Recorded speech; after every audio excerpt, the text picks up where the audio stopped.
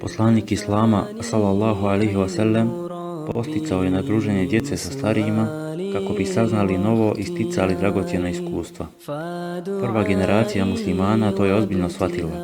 Ilustrativan je primjer Omerovog radijallahu anhu sina Abdullaha koji je redovno posjećivao džamiju i skupove starijih.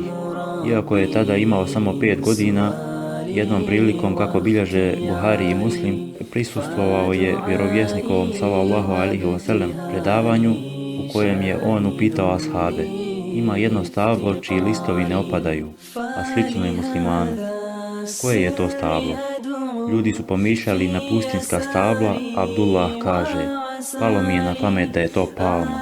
Htio sam to spomenuti, međutim vidio sam tu starije ashabe, pa sam se ustegnuo od odgovora. Nakon njihove šutnje, vjerovjesnik sallallahu alejhi ve sellem je rekao: to je palma. Spomenuo sam to svome ocu, veli dalje Abdullah, na što mi je on rekao: da si rekao palma, volio sam nego to i to.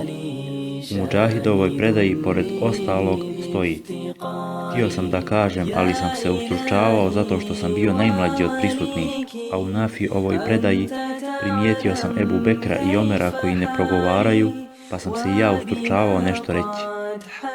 U Ibn Hibanovoj predaji stoji da je Omer radijallahu anhu, kada je saznao da je njegov sin znao odgovor na to pitanje, rekao: da si odgovorio, volio sam to nego čitavo krdo najboljih deva.